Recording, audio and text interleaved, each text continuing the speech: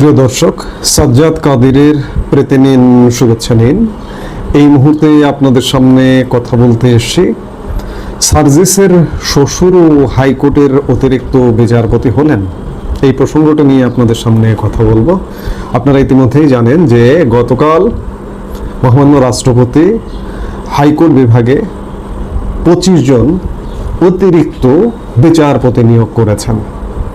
এর আগে গত 9 অক্টোবর 23 জন হাইকোর্ট বিভাগে এরকম অতিরিক্ত বিচারপতি নিয়োগ করেছেন, অর্থাৎ 23 এবং 25 মোট 48 জন। মাত্র 10 মাসের মধ্যে 48 জন হাইকোর্টের অতিরিক্ত বিচারপতি নিয়োগ করবার প্রয়োজন হলো। বিচারকের স্বল্পতা থাকলে নিয়োগ হতে পারে বা নিয়োগ করা যেতে পারে, কেন প্রয়োজন হলো এত অল্প সময়ে 10 মাসের মধ্যে? সেটি একটা প্রশ্ন আমরা করতে পারি। আমরা নাগরিক হিসেবে দেশের, কারণ নাগরিক সমাজের অর্থে দেশ পরিচালিত হয়। দেশের প্রতিটা নাগরিক, একজন কৃষক শ্রমিক থেকে শুরু করে সর্বোচ্চ ব্যক্তি, প্রত্যেকের ঘামের অর্থে রাষ্ট্র পরিচালিত হয়। কাজেই প্রশ্ন করতে পারি যে মাত্র 10 মাসের মধ্যে 48 জন বিচারপতি হাইকোর্টে কেন নিয়োগের প্রয়োজন হলো? সুপ্রিম কোর্টের বিচারপতি নিয়োগের ব্যাপারে বলা আছে 94 অনুচ্ছেদে। 94 অনুচ্ছেদের 2-এ বলা হয়েছে যে প্রধান বিচারপতি, যিনি বাংলাদেশের প্রধান বিচারপতি নামে অভিহিত হইবেন, এবং প্রত্যেক বিভাগের আসন গ্রহণের জন্য রাষ্ট্রপতি যেরূপ সংখ্যক বিচারক নিয়োগের প্রয়োজন বোধ করিবেন, সেইরূপ সংখ্যক অন্যান্য বিচারক লইয়া সুপ্রিম কোর্ট গঠিত হবে। অর্থাৎ বিচারপতি কতজন হবে এটার কোনো বাধা ধরা নিয়ম নেই, সংবিধানে এমন কোনো বাধা ধরা নিয়ম নেই। আপনি 300 জন বিচারপতিও থাকতে পারে হাইকোর্টে, আবার 200 জন বিচারপতিও থাকতে পারে। রাষ্ট্রপতি যেটা মনে করবেন ততটুকুই হবে। 48 জন বিচারপতি নিয়োগ হয়ে গেল। সংবিধানের 98 অনুচ্ছেদে বলা হয়েছে যে রাষ্ট্রপতির নিকট সুপ্রিম কোর্টের কোনো বিভাগের বিচারক সংখ্যা সাময়িকভাবে বৃদ্ধি করা উচিত বলিয়া সন্তোষজনকভাবে প্রতীয়মান হইলে তিনি যথাযথ যোগ্যতা সম্পন্ন এক বা একাধিক ব্যক্তিকে অনধিক 2 বছরের জন্য অতিরিক্ত বিচারক নিযুক্ত করিতে পারবেন, কিংবা তিনি উপযুক্ত বিবেচনা করিলে হাইকোর্ট বিভাগের কোনো বিচারককে যে কোনো অস্থায়ী মেয়াদের জন্য আপিল বিভাগে আসন গ্রহণের ব্যবস্থা করিতে পারিবেন। এখানে সংবিধানের 98 অনুচ্ছেদে বলা হয়েছে যে এক বা একাধিক ব্যক্তিকে হাইকোর্টের অতিরিক্ত বিচারপতি নিয়োগ করিতে পারিবেন, কিন্তু গত 10 মাসে 48 জন অতিরিক্ত বিচারপতি নিয়োগ হয়েছে। এগুলো আমাদের প্রশ্ন, যেহেতু সংবিধানে এমনটা দেখছি, কিন্তু এমনটা কেন হচ্ছে? সংবিধানে যেটি দেখছি সেটি না হয় অন্যটা কেন হচ্ছে? এই জন্যই প্রশ্ন যাচ্ছে মনে। কোনো জায়গায় বলা নাই যে 1 ডজন নিয়োগ দেওয়া যাবে, 4 ডজন নিয়োগ দেওয়া যাবে, এক বা একাধিক অতিরিক্ত বিচারপতি নিয়োগ করা যাবে, সংবিধান এটা বলছে। আবার রাষ্ট্রপতি চাইলে হাইকোর্ট বিভাগের কোনো বিচারপতিকে সাময়িকভাবে আপিল বিভাগেও দায়িত্ব দিতে পারেন, এমনটা বলা হয়েছে। কিন্তু আমরা দেদারসে দেখলাম যে গত 10 মাসে 48 জন অতিরিক্ত বিচারপতি নিয়োগ দেওয়া হয়েছে। এবং বিচারপতি নিয়োগের যোগ্যতাও আপনারা জানেন, সংবিধানে সেটিও বলা আছে যে কতটুকু কি যোগ্যতা, বাংলাদেশের নাগরিক হতে হবে, হাইকোর্টে 10 বছর প্র্যাকটিসের অভিজ্ঞতা থাকতে হবে, কিংবা বাংলাদেশের কোনো বিচারিক কাজে 10 বছর অভিজ্ঞতা থাকতে হবে, এসব যোগ্যতা আর কি। অর্থাৎ বিচারক নিয়োগের কোনো পরীক্ষা বা কোনো কিছুই লাগে না। সরকার যদি মনে করে একজনকে বিচারপতি নিয়োগ করবেন, এই যোগ্যতাগুলো যদি থাকে, একজন আইনজীবী হিসেবে কাজ করছেন, এতদিন কাজ করার অভিজ্ঞতা আছে, বাংলাদেশের নাগরিক, তাহলে যে কাউকে বিচারপতি নিয়োগ দিতে পারেন। আমরা গতকালকে থেকে দেখলাম একটি জিনিস খুব বেশি আলোচিত হতে, যে এনসিপির মুখ্য সমন্বয়ক বা মুখ্য সংগঠক, পদটা সম্ভবত মুখ্য সংগঠক, কারণ ব্যতিক্রম পদ তো, এগুলো আমাদের আবার খেয়ালও থাকে না। উত্তরাঞ্চলের মুখ্য সংগঠক বা সমন্বয়ক এমন কিছু হবে, সার্জিস আলম নামে এই ব্যক্তির শ্বশুর এই 25 জনের মধ্যে নিয়োগ পেয়েছেন। আমরা জেনেছি কিছুদিন আগে সার্জিস আলম গত জানুয়ারি মাসে সম্ভবত বিবাহ করেছেন, এবং বিবাহ পরবর্তী সময়ে কয়েক মাসের মধ্যে হাইকোর্টের অতিরিক্ত বিচারপতি হলেন তার শ্বশুর। নিশ্চয়ই তার শ্বশুর বাংলাদেশের নাগরিক, নিশ্চয়ই তার শ্বশুর সুপ্রিম কোর্ট বা বাংলাদেশের কোনো আইন অঙ্গন 10 বছরের প্র্যাকটিসের অভিজ্ঞতা আছে, যার দরুন তিনি নিয়োগ পেয়েছেন।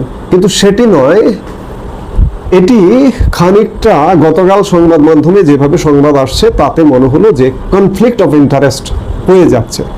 কারণ সার্জিস আলম সরকারি দলের নেতা, তার শ্বশুর নিয়োগ পেয়েছেন।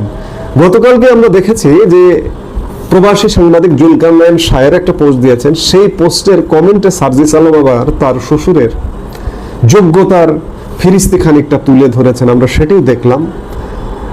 সার্জিস আলম এটি বলবার চেষ্টা করেছেন যে আমি বিবাহ করবার আগে থেকেই আমার শ্বশুর অনেক যোগ্য, দক্ষ, আগে থেকেই ডেপুটি অ্যাটর্নি জেনারেল হিসেবে দায়িত্ব পালন করছেন, এমনটা বলবার চেষ্টা করেছেন। কোন আগে থেকে? এই আগে থেকে, এই যে অন্তর্বর্তীকালীন সরকারের সময় থেকে ডেপুটি অ্যাটর্নি জেনারেল হিসেবে দায়িত্ব পালন করছেন সার্জিস আলমের শ্বশুর। যেটি হোক, কনফ্লিক্ট অফ ইন্টারেস্ট হোক আর যেটি হোক, মানে সবকিছু আসলে প্রশ্নবিদ্ধ হয়ে যাচ্ছে।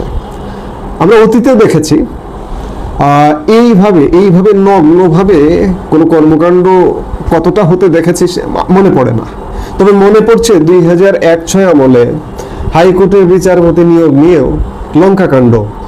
তৎকালীন আইনমন্ত্রী মওদুদ আহমেদ ছিলেন, বিএনপি জামাত জোট সরকারের মন্ত্রী। সেই মওদুদ আহমেদের সময় হাইকোর্টে জাল সনদধারী হাইকোর্টের বিচারপতি নিয়োগ প্রাপ্ত হয়েছিলেন। আপনাদের মনে থাকবার কথা, যারা একটু বয়সী, 2006 সালে যাদের জন্ম হয়নি বা 6 সালের পরে যাদের জন্ম, তারা হয়তো এগুলো খেয়াল রাখতে পারবেন না। জাল সনদধারীকেও হাইকোর্টের বিচারপতি নিয়োগ করা হয়েছিল। সেই সময় বিচার বিভাগ নিয়ে যথেষ্ট কলঙ্কিত করবার চেষ্টা করা হয়েছিল। এখন যদি আওয়ামী লীগের প্রশংসা করি, আপনারা অনেকেই হয়তো বলেন যে আওয়ামী লীগের প্রশংসা করছি, আওয়ামী লীগের দোসর ইত্যাদি।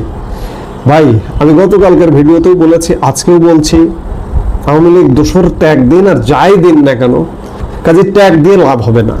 যেটি হোক না কেন, যেটি বলতে চাইছিলাম যে আওয়ামী লীগের আমলে এত তড়িঘড়ি করে এতগুলো অতিরিক্ত বিচারপতি কিংবা এতগুলো বিচারপতি নিয়োগ আমরা দেখেছি বলে 16 বছরে মনে হয় না।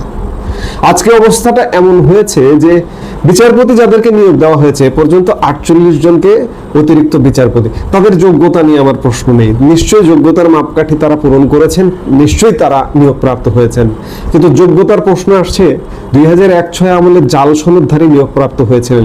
এবার জাল সনদধারী নিয়োগপ্রাপ্ত হয়েছেন কিনা জানি না, যথাযথ কর্তৃপক্ষ তদন্ত করলে জানতে পারবেন। তো যেটি হোক না কেন, যে বিচারপতি অতি দ্রুততার সাথে হাইকোর্টে বিচারপতি নিয়োগ দেওয়া হচ্ছে এবং কারা নিয়োগ পাচ্ছেন সেটিও হয়তো এনসিপি, বিএনপি, জামাত, তাদের লোকজনই নিয়োগ পাচ্ছেন। সত্যিকার অর্থে অস্থিরতা, একদম অস্থিরতা। এবং খাওয়াটা রয়ে শুয়ে খেতে হয়। আওয়ামী লীগ আমলেও খাওয়া দাওয়া হয়েছে, খেয়েছে, দুর্নীতি করেছে, দুঃশাসন দিয়েছে, কিন্তু রাগ ঢাক করে, চোখে পড়েনি মানুষের। কিন্তু এখন যা হচ্ছে অতিরিক্ত চোখে পড়ছে। 10 মাসের মধ্যে, অক্টোবর টু অগাস্ট, এই 9-10 মাসের মধ্যে 48 জন বিচারপতি, এই 48 জন বিচারপতি সব বিএনপি, জামাত, এনসিপি, তাদের সুপারিশে। আওয়ামী লীগের আমলে আমরা এমনটা দেখি নাই, যার কারণে আজকে কথা বলছি। আওয়ামী লীগ খেয়েছে, খাওয়ার মধ্যেও হয়তো রেখে ঢেকে খেয়েছে, এখন কিন্তু কোনো রাগ ঢাক নাই, যা পাচ্ছি, যতটুকু পাচ্ছি একদম গিলে ফেলো। বিষয়টা এমন, এগুলো আসলে প্রশ্নবিদ্ধ করে। আরেকটি জিনিস, যে সার্জিস আলমের শ্বশুরও বিচারপতি নিয়োগপ্রাপ্ত হলেন, এটি নিশ্চিতভাবে বলা যায় যে সুপারিশ প্রাপ্ত, সার্জিস আলম কর্তৃক সুপারিশ প্রাপ্ত। আজকে যা কিছু ঘটছে, যা কিছু ঘটাচ্ছেন আপনারা, একবার কি চিন্তা করেছেন আগের 16 বছরে যারা ছিল তারাও তো অনেক কিছু ঘটিয়েছিল, ন্যায় অন্যায় অনেক কিছু ঘটিয়েছিল, সেগুলো কি টিকে আছে? আজকে আপনারা যা ঘটাচ্ছেন সেগুলো হয়তো তড়িঘড়ি করে, আরো বেশি করে, মানুষের চোখে পড়ছে অনেক বেশি করে। চিন্তা করা যায় যে 48 জন অতিরিক্ত বিচারপতির প্রয়োজন হয়ে গেল, যে এত দ্রুততার সাথে নিয়োগ হয়ে গেল, এবং সামনের দিনগুলোতে হয়তো আরো নিয়োগ হবে। যেটি হোক না কেন, এগুলো মানুষের চোখে লাগছে। এখন সার্জিস আলমের শ্বশুর নিয়োগপ্রাপ্ত হয়েছেন, যেটি নিয়ে খুব বেশি আলোচনা হচ্ছে, আলোচনা হবার মতোই বিষয়, কনফ্লিক্ট অফ ইন্টারেস্টের জায়গায়, সেই জায়গায় আলোচনা হবে এবং হচ্ছে, এবং বিতর্কিত। বিতর্ক যদি আপনারা জারি রাখতে চান, রাখুন। এই বিতর্ক জারি রাখবার ফল নিশ্চয়ই আপনাদেরকে সময় মতো ভোগ করতেই হবে। এখন দেখার বিষয় সেই সময়টা কবে আসে। এই মুহূর্তে এ পর্যন্ত, সবাই ভালো থাকুন, সুস্থ থাকুন।